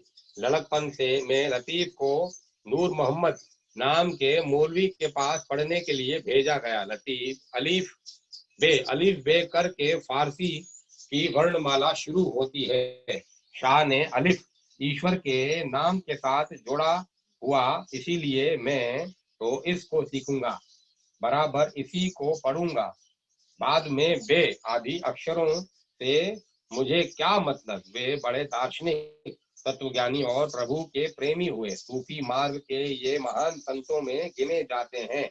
उनके भजन आज भी हिंदू मुसलमानों में बड़े ही प्रेम से गाए जाते हैं और गाने तथा सुनने वालों के हृदय में प्रेम की खुमारी पैदा कर देते हैं। हिंदू और मुसलमान दोनों ही आपके शिष्य थे। उनमें से एक मुसलमान शिष्य ने एक दिन उनसे पूछा कि आपके हिंदू और मुसलमान दोनों शिष्य हैं, इनमें बड़ा कौन है? शाह ने एक हाथ में जमीन से धूल उठाई और दूसरे हाथ में धोनी में से राख ले ली और कहा, बोलो इनमें से बड़ी कौन है? बोलो इसमें बड़ी कौन है? कोई नहीं, धूल और राख दोनों समान है। इसी प्रकार हिंदू को जलकर राख होना है और मुसलमान को मिट्टी में मिलकर मिट्टी हो जाना है। इसमें छोटा बड़ा कोई नहीं, कोई है ही नहीं। प्रभु के बनाए सभी जीव बराबर हैं। भगवान ने हिंदू और मुसलमान के आने और जाने का रास्ता एक ही बनाया है। भेद तो मनुष्यकृत है। एक बार उनके विरोधियों ने एक वेश्या से कहा कि तू शाह साहब को क्रोधित कर दे तो तुझे 50 रुपए दिए जाएंगे। लालच के वश होकर वेश्या ने कबूल कर लिया और शाह साहब जब उसे रास्ते में मिले तब उनको भोजन का निमंत्रण दे दिया। उनकी दृष्टि में सभी भगवान के थे, अतः उन्होंने निमंत्रण स्वीकार कर लिया। वेश्या घर गई। एक बड़े मिट्टी के बर्तन में थोड़ा ज्वार का आटा, 2-3 सेर नमक और 15-20 सेर पानी डालकर उसे चूल्हे पर चढ़ा दिया। निश्चित समय पर शाह भोजन करने आए। उस समय वेश्या उनको गाली देने लगी, उनके कपड़े फाड़ दिए और उन पर मार भी पड़ी। फिर भी शाह को जरा भी गुस्सा नहीं। वेश्या घबराई कि हाय, मेरे शर्त के 50 रुपए अब चले गए। वेश्या ने नाना प्रकार से लतीफ को अकारण दुख दिया, पर उसने उनके चेहरे की शांति में तनिक भी शिकन पड़ते नहीं देखी। वे प्रभु की यह नई लीला देखकर आनंद मान रहे थे। यह सब देखकर वेश्या के क्रोध का पारा चढ़ गया और उसने जलती हुई राख का मटका उठाकर उनके सिर पर जोर से दे मारा। मटका फूट गया और जलती हुई राख उनके सारे शरीर पर फैल गई। जहां जहां राख गिरी वहां वहां शाह के बदन की चमड़ी उतर गई और मांस का ढांचा बाहर से दिख पड़ने लगा। फिर भी उनकी शांति जैसी की तैसी बनी रही, मानो वे शांति के सागर थे। थोड़ी देर के बाद शरीर के ऊपर पड़ी हुई राख ठंडी हो गई। तब वे जमीन के ऊपर से राख उठाकर खाने लगे। यह देखकर वेश्या को बड़ा पछतावा हुआ। उसकी आंखों से आंसू की धारा बहने लगी और वह शाह के पैरों में गिरकर बोली, शाह, मैंने बड़ी भारी भूल की है, क्षमा कीजिए। मैंने समझा नहीं और बेसमझी से आप जैसे संत को मैंने बेहद दुख दिया। मेरी क्या हालत होगी, नर्क में भी मुझे स्थान नहीं मिलेगा, इसीलिए क्षमा कीजिए। शाह ने जवाब दिया, अरे माई, इसमें क्षमा की कौन सी बात है? तुमने मेरा क्या बिगाड़ा है? मुझे तो अब भी वही आनंद है जो पहले था, बल्कि ऐसा बढ़िया रात तो मेरी माता ने भी मुझे कभी नहीं खिलाई थी। इससे मेरा पेट साफ हो गया, अब मेरा शरीर निरोग हो जाएगा। माई, तुमने मेरा पेट साफ कर दिया, वैसे ही ईश्वर तुम्हारे दिल को साफ करे और तुम्हारा भला करे। बस उसी दिन से वह वेश्या महान भक्त हो गई और उसका सारा जीवन प्रभु परायण हो गया। इस त्यागी पुरुष का सारा जीवन प्रसंग बोधप्रद और मूल्यवान है। जगत के असंख्य जीवों को भक्ति के मार्ग में लगाकर यह सूफी संत 63 वर्ष की उम्र में 1752 ईस्वी में ईश्वर के दरबार में ईश्वर से मिलने के लिए सिधार गए। आज उनको मरे 175 वर्ष बीत गए, फिर भी संसार में उनकी कीर्ति शेष है। संत सदा अमर हैं। उनके कुछ वाक्य यहाँ दिए जाते हैं। विनय या नम्रता ही जीवन का प्रधान भूषण है। विनय या नम्रता ही जीवन का प्रधान भूषण है। अलंकारों से प्रियतम को संतोष नहीं होता। वृक्ष जैसे फल भार से नीचे झुकता है, वैसे ही निर्भीक निर्भीमानता के आभूषण से जीवन को सुसज्जित करो। प्रियतम की प्राप्ति के लिए असीम धैर्य चाहिए। किसी के द्वारा अनिष्ट या निंदा किए जाने पर उसका बदला मत लो। हवा में थूकने पर थूक अपने ही शरीर पर पड़ता है। अहंकार अस्थिरता उत्पन्न करता है। प्रेम राज्य में इस अस्थिरता प्रधान विघ्न है। जो अहंकार के आगे दौड़ना चाहता है वह पीछे चला जाता है, और जो सबसे पीछे रहता है वह सबसे आगे बढ़ जाता है।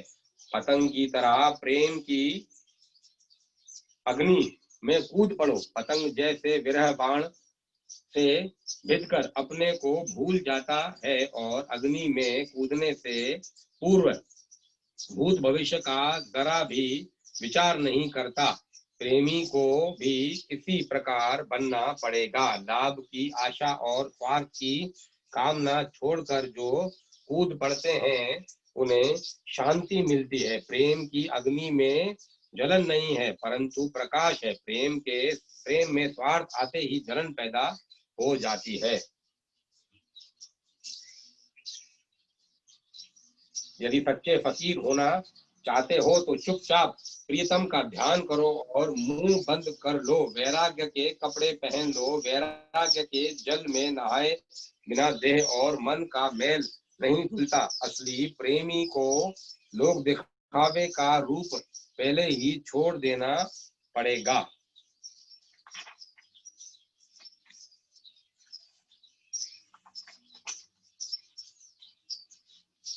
भक्त होती संत होती काठियावाड़ के नेम नाम गांव के मुसलमान थे। बचपन से ही मुरार साहब की भजन मंडली में जाते और वहां भजन गाया करते थे। साधु संतों की सेवा करने की उनकी टेक थी।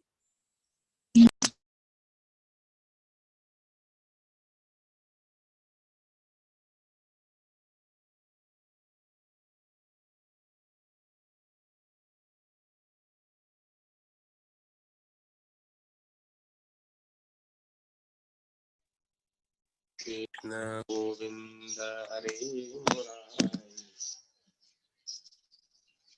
ये साधु संतों की सेवा करने की उनकी टेक थी। यह चाल ढाल उनके पिता को अच्छी नहीं लगी और वे बड़े दुखी हुए। अपने कुल की रिवाज के अनुसार लड़का तलवार बंदूक तमंचा छुरी और भाला न ले और तंबूरा तथा मंजीरा लेकर गाने बजाने बैठ जाए, यह ठीक नहीं। बाप बेटे को हमेशा दुख देता रहा, पर सोना आग में तप कर और अधिक चमक उठता है। वैसे ही होती के ऊपर जितना दुख देता होती के ऊपर जितना दुख बढ़ने लगा उतना ही अधिक वे भजन करने लगे। उनको राम के नाम की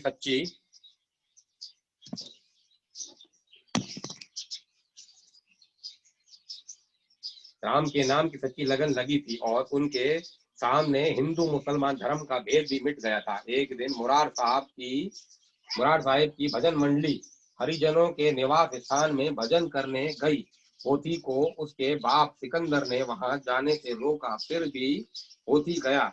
बड़ी रात को भजन समाप्त हुआ, मंडली बिखर गई। रास्ते जाते लोग होती की प्रशंसा कर रहे थे। वाह, कैसा होती का प्रेम है, कैसे प्रेम भरी मस्ती में होती ने भजन गाया है। यह प्रशंसा सुनकर होती के पिता के दिल पर बड़ी चोट लगी और उसकी अपेक्षा उसने अपना मर जाना अच्छा समझा।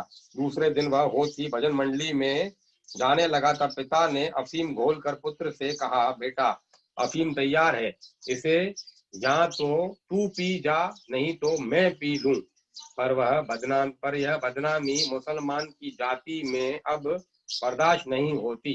भक्त पुत्र ने नम्रता से जवाब दिया, पिताजी आप क्यों पिएंगे, यह तो मुझे पीना चाहिए। यूं कहकर उसने हाथ में प्याला ले लिया और अश्रु भरी आंखों से भगवान से प्रार्थना करने लगे, प्यारे प्रभु, मैं अफीम से मरूं तो इसमें मुझे जरा भी गम नहीं है, पर इसमें तुम्हारी और तुम्हारी भक्ति की लाज जाएगी। ऐसे ही समय में तुमने मीरा के विष के प्याले को अमृत बना दिया था। द्रौपदी की लाज जाते समय तुमने तीर बढ़ा दिया था। प्रभु, मेरी भक्ति यदि सच्ची हो तो मेरी लाज रखना। यूं कहकर भक्त हाथ होती अफीम पी गए और कोठरी बंद करके कंबल ओढ़कर सो गए। बाप ने बाहर से ताला लगा दिया। सुनते हैं कि उसी रात को जब हरिजन बस्ती में भजन शुरू हुआ और वहां से लौटे हुए श्रोताओं के मुंह से सिकंदर ने पोथी के भजन की प्रशंसा सुनी, तब चकित होकर वह हरि जन बस्ती में गया। वहां देखता क्या है कि होती प्रेम मग्न हो भजन गा रहा है। वहां से लौटकर उसने कोठरी में पोथी को सोए देखा। इससे उसके अचरज का ठिकाना न रहा। उसे बड़ा पश्चाताप हुआ और वह पुत्र के पैरों में जा गिरा। फिर पिता ने उसे हिंदुओं में भजन गाने की छूट दे दी। होती महान भक्त हुए और दास होती नाम से अनेकों भजन बनाए। भक्त बाबा ताजुद्दीन, सच्चे ईश्वर भक्त प्रत्येक जाति, धर्म और देश में पैदा होते हैं। वे प्राणी मात्र के शुभ चिंतक और उपकारी होते हैं। मध्य प्रदेश के में मुसलमान के घर में पैदा होकर बाबा ताजुद्दीन ने एक महात्मा के रूप में प्रसिद्धि प्राप्त की। उनका जन्म 27 जनवरी 17 जनवरी सन 1862 में ईस्वी को कामठी में हुआ था। बचपन में ही उनके पिता फौजी जहाज पर रंगून जाते समय रास्ते में ही स्वर्गवासी हो गए। 7 साल की अवस्था में ही माता का भी स्वर्गवास हो गया। नाना ने उनका पालन पोषण किया। बचपन से ही आप एकांत सेवी बन गए। 13 वर्ष की अवस्था में बस्तर के घने जंगल में 4 वर्षों तक भक्ति साधना करते रहे।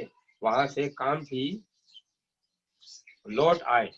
उनका पैतृक घर कान्हन नदी की धारा में विलीन हो गया था। पिता के स्थान पर उनको पलटन की नौकरी मिल गई और वे पलटन के साथ सागर चले गए। 3 वर्ष नौकरी करने के बाद इस्तीफा दे दिया। पलटन के में वे सूबेदार हो गए थे, परंतु उनको ठाट बाट का जीवन पसंद न था। उनको तो भक्ति रस का स्वाद मिल चुका था, अतएव फकीरी का आश्रय ले लिया।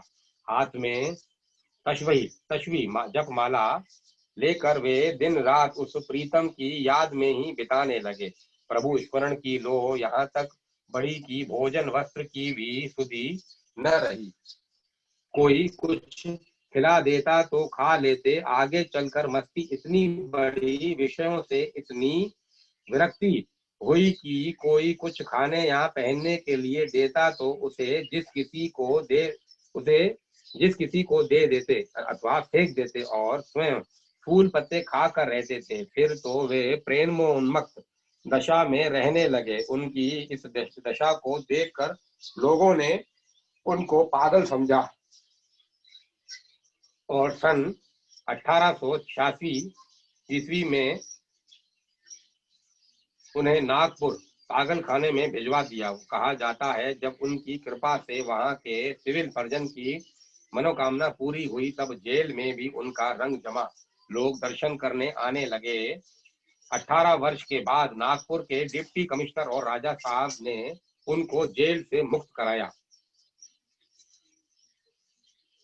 जेल से बाहर आने के बाद बाबा निरंतर अपनी मस्ती में पड़े रहते और दुखियों का दुख दूर करने में अपनी प्रभु प्रदत्त शक्ति का स्वभावतः उपयोग करते रहते। बहुतों के संकट में सहारा बने, बहुतों को जीवन में प्रभु भक्ति के आदर्श की ओर प्रेरित किया।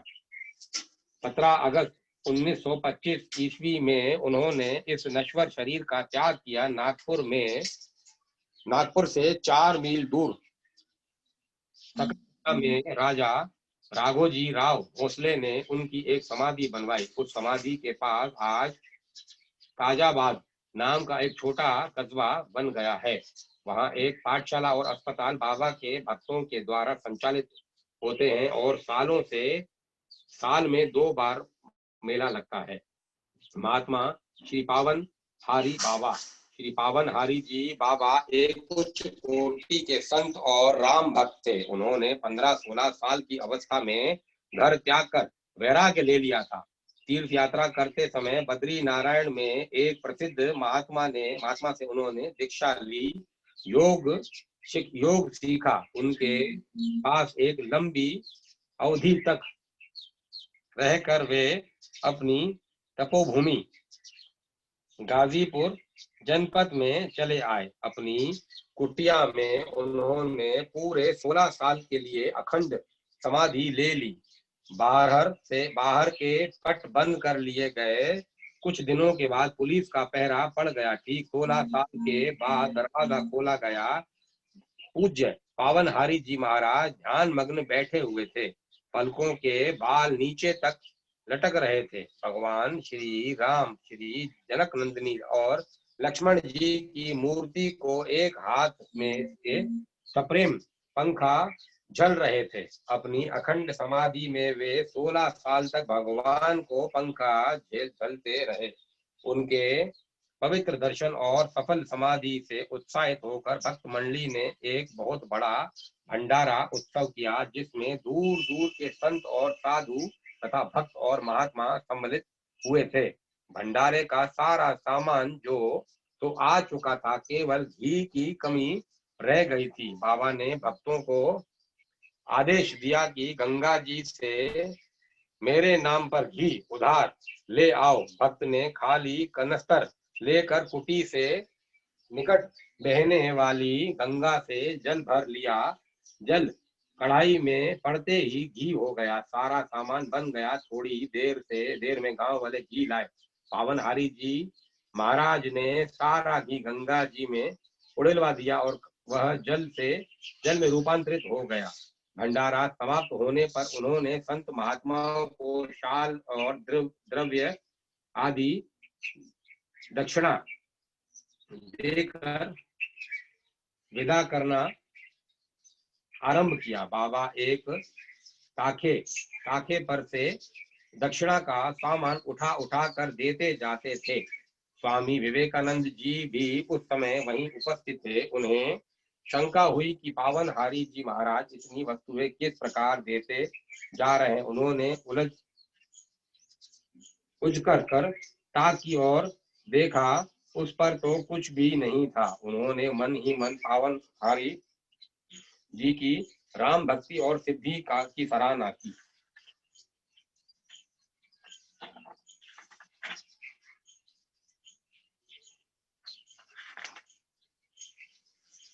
भक्तिमती वनमाला। सती साध्वी वनमाला एक भक्त नारी थी। उनके विचार आचार उच्च कोटि के थे। उनका जीवन पूर्ण रूप से तपोमय और महान था। वे बिहार प्रांत के छोटा नागपुर मंडल में एक थानेदार के घर पैदा हुई थी। उनका परिवार अत्यंत धर्मनिष्ठ था। वे स्वयं बाल्य अवस्था से ही ईश्वर प्रेम में विमुग्ध रहती थी। यथा समय उनका विवाह कर दिया गया। पति नई रोशनी में शिक्षित था, इसीलिए वनमाला की धर्म भीरुता और ईश्वर निष्ठा से वह बहुत चिढ़ता था। पर साध्वी वनमाला उसे सदा ईश्वर उन्मुख करने का प्रयत्न करती थी। जो जो वे समझाती थी, त्यों त्यों वह अधिकाधिक प्रतिकूल होता जाता था। उसने वनमाला को सताना आरंभ किया, पर वनमाला ने अद्भुत सहिष्णुता और विलक्षण पति भक्ति का परिचय दिया। उनका जीवन भगवान के मधुर तथा मंगलमय चिंतन में बीतने लगा। उनके पति ने अपने क्रूर स्वभाव का एक दिन बहुत बुरी तरह परिचय दिया। उसने धमकाते हुए कहा, विपत्ति के समय ही सत्य की परख होती है।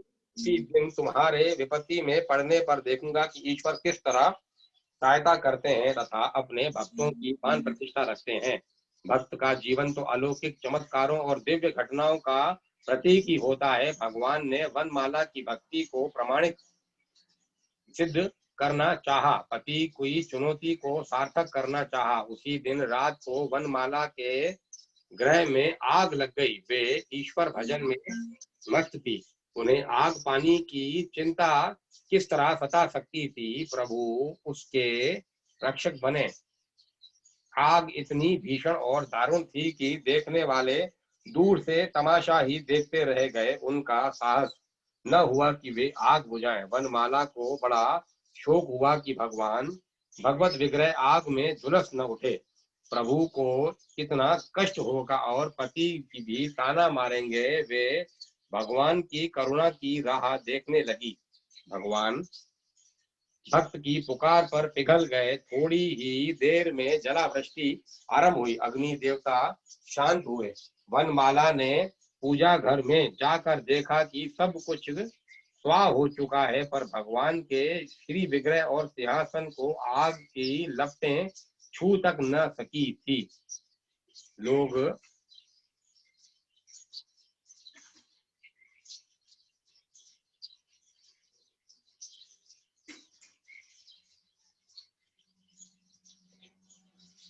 इस घटना से आश्चर्यचकित होकर वनमाला की सराहना करने लगे, उनकी जय बोलने लगे। इस घटना का उनके पति पर विशेष प्रभाव पड़ा। उसका हृदय बदल गया। उसने क्षमा मांगी। वह भगवान का पूर्ण भक्त हो गया। दंपति ने भगवान के भजन, पूजन और चिंतन में ही अपने जीवन का शेष समय लगा दिया। भक्त कृष्ण भक्ता श्री यशोदा माई। श्री यशोदा माई जी भगवान श्री कृष्ण की भक्त थी। प्रसिद्ध अंग्रेज कृष्ण भक्त श्री कृष्ण प्रेम श्री रोनाल्ड निक्सन महोदय की वे गुरु माता थी। बचपन में उन पर गाजीपुर के प्रसिद्ध संत श्री पावनहारी जी बाबा के दर्शन और सत्संग का पर्याप्त प्रभाव पड़ा था। उन्होंने अपने पति श्री ज्ञानेन्द्र नाथ चक्रवर्ती महाशय की आज्ञा से वैराग्य ले लिया। कुछ दिनों तक उन्होंने बनारस के प्रसिद्ध संत हरिहर बाबा जी का सत्संग लाभ किया। धीरे धीरे श्री कृष्ण भक्ति का हृदय में पूर्णोदय होने पर उन्होंने वृंदावन के सुप्रसिद्ध माधव गौणेश्वर आचार्य गोस्वामी बालकृष्ण जी महाराज से दीक्षा ली। उन्होंने दीक्षा ग्रहण के बाद अपने शिष्य श्री कृष्ण प्रेम जी के साथ अल्मोड़ा आकर निकट की बस्ती में उत्तर वृंदावन नामक एक नया स्थान बनाया तथा श्री राधा कृष्ण के मंदिर का निर्माण कराकर बड़े प्रेम से भजन में लग गई। धीरे धीरे भक्तों की संख्या बढ़ने लगी। आश्रम में कई अंग्रेज साधक आकर साधन भजन करने लगे। श्री यशोदा माई रात दिन श्री राधा कृष्ण की भक्ति सुधा में सराबोर रहती थी। सदा भगवान के ही श्रृंगार चिंतन में लीन रहती थी। भगवान की सेवा पूजा में किसी प्रकार की त्रुटि नहीं होने देती थी। उनका जीवन भगवान के चरणों में पूर्ण रूप से समर्पित था। वृंदावन में उनकी अमित निष्ठा थी। वे कभी कभी वहां जाया करती थी। श्री राधा कृष्ण के गुणानुवाद में ही उन्होंने अपने अमूल्य समय का आजीवन सदुपयोग किया। श्री आनंदी बाई जी, आपका जन्म काश्मीरी ब्राह्मण घर में अमृतसर में हुआ था। आप रामानुजी वैष्णव दीक्षा से युक्त थी। वृंदावन में आपने एक मंदिर बनाकर श्री राधा वल्लभ जी की प्राण प्रतिष्ठा की। श्री राधा कृष्ण में आपका वात्सल्य भाव था। श्री कृष्ण पुत्र और राधा पुत्र वधू के रूप में मान्य थी। भाव पोषण का साक्षात दर्शन इन बाई में होता था। अपने भाव के विरुद्ध एक शब्द भी सुनने पर इन्हें मूर्छा हो जाती थी। कहा जाता है कि श्री राधा कृष्ण प्रत्यक्ष इनकी गोद में खेलते थे। ब्रजवासियों के छोटे छोटे बच्चों से आप अधिक स्नेह रखती थी। महीने में एक दो बार उन्हें निमंत्रण देती। छोटे वस्त्र, कुर्ता, टोपी अन्य दक्षिणा में देती। दीन दुखियों की सेवा तो आप स्वयं अपने हाथों से करती थी। रोगग्रस्त जनों की सेवा का भार कई बार स्वयं संभालती थी। भक्तिमती श्री गोपी माँ। यह वह प्राणी धन्य है जिसकी सेवा शुश्रूषा के लिए विशेष परिस्थिति में स्वयं भगवान ही प्रकट हो जाते हैं। श्री गोपी माँ भगवान की एक ऐसी ही उपासिका थी। उनके जीवन में सरलता, भक्त सुलभ, विनम्रता और उदारता कूट कूट कर भरी हुई थी। त्याग और निस्वार्थ की तो वे सजीव मूर्ति ही थी। परम पवित्र भगवती सरयू के तट पर श्री अयोध्या में उनका जन्म हुआ था। उनका जीवन का अधिकांश लाहौर में बीता। वे भाटी द्वारा कन्या पाठशाला में सिलाई कढ़ाई की अध्यापिका थी। जीविका निर्वाह के लिए थोड़ा सा बचा कर शेष वेतन गरीब, असहाय और रोगियों की सेवा में लगा देने में उनको बड़ा आनंद मिलता था। ग्रीष्म ऋतु में विद्यार्थिनी बालिकाओं को अपने पैसे से मिश्री का शरबत खिलाती थी। अध्यापन कार्य से अवकाश ग्रहण करने पर वे अयोध्या चली आई। उनके इष्ट देव भगवान श्री राम थे, पर उनके हृदय को श्याम सुंदर के रूप में अपनी ओर पूर्णतः आकृष्ट कर लिया। उनके नयन कालिंदी के श्वेत बालुका में तट पर रास करने वाले नंद नंदन की छवि देखने के लिए उत्सुक हो उठे। कान शत शत काम विभुंचित विचुंबित चरणों की रसमयी पायल ध्वनि सुनने के लिए लालायित हो उठे। अतः उनके चरण वृंदावन में विचरण करने के लिए चल पड़े। वे ब्रज में आ पहुंची। भगवान गोपीनाथ ने गोपी माँ का चित्त चुरा लिया। उन्होंने गोपीनाथ बाजार में बंगाली बासे में 8 आने किराए पर एक कोठरी ले ली। वे दिन रात श्री गोपीनाथ जी के भजन पूजन और चिंतन में अपने अमूल्य समय का सदुपयोग करने लगी। यमुना स्नान, भगवत सेवा, संकीर्तन आदि के लिए नित्य उनका दैनिक कार्यक्रम पूरा हो जाता था। एक समय उनको मलेरिया ज्वर ने आ घेरा। सिवा भगवान के उनको और किसी का सहारा नहीं था। उन्होंने ज्वाराक्रांत स्थिति में भगवान को उल्हाना देना आरंभ किया कि यदि मैं अयोध्या में होती तो परिवार वाले सेवा शुश्रूषा तो करते। मैं तुम्हारे भरोसे यहाँ आ गई और तुम ध्यान तक नहीं देते। वे यूं कहते कहते सो गई। भक्त ने भगवान को सच्चे हृदय से पुकारा था। भगवान ने स्वप्न में दर्शन देकर दूध पिलाया, मलाई खिलाई। आंख खोलते ही गोपी माँ ने देखा कि मलाई का कुछ अंश मुंह में शेष है। मधु के मधुर स्वाद की याद थी। मिट्टी का कुल्हड़ पास में ही पड़ा था। उन्होंने अपने सौभाग्य की सराहना की। इस घटना के पश्चात भी वे कुछ दिनों तक जीवित रही। 7-8 साल पहले उन्होंने परम धाम की यात्रा की। श्री शांति देवी। कुछ दिनों पहले की बात है। श्री शांति देवी की विलक्षण और चमत्कारपूर्ण भगवत भक्ति की पवित्र कथा सुधा के प्रभाव ने लोगों को आश्चर्यचकित कर दिया। श्री शांति देवी का जीवन पूर्ण संयमित, तपोमय और साधन संपन्न था।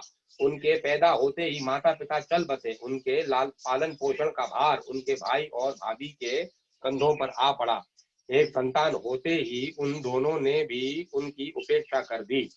उनके यातना में जीवन का आरंभ हुआ। भाभी कड़ी से कड़ी ताड़ना देने लगी, पर शांति ने सहिष्णुता और विनम्रता का परिचय दिया। एक दूर के ग्राम में उनका विवाह कर दिया गया।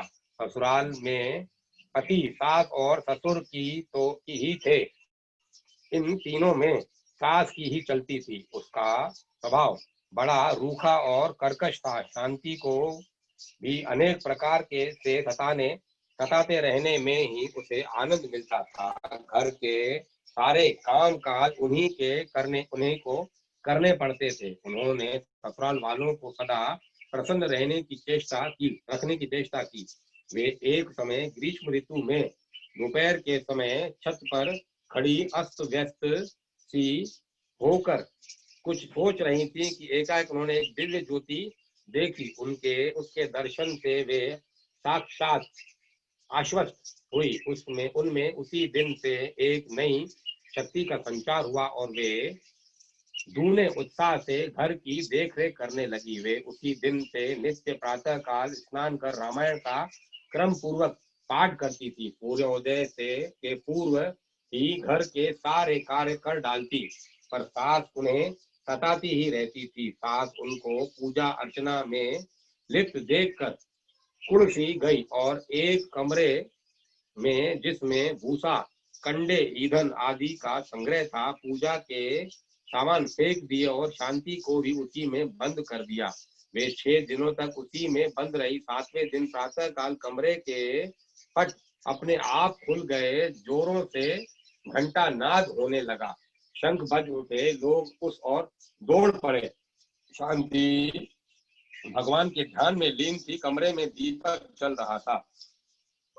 उनके मुख में राम राम राम राम राम राम मंत्र का उच्चारण हो रहा था। कमरे में एक दिव्य ज्योति परिव्यक्त हो उठी। अचानक कमरे की छत फट गई। लोगों ने आश्चर्य से देखा, न तो कमरे में पूजा की चौकी थी और न शांति ही दिख पड़ती थी। निसंदेह वे उस दिव्य ज्योति में लीन हो गई।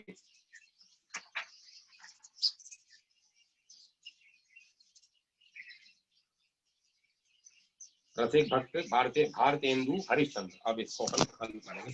कथा को ही विराम देता हूँ।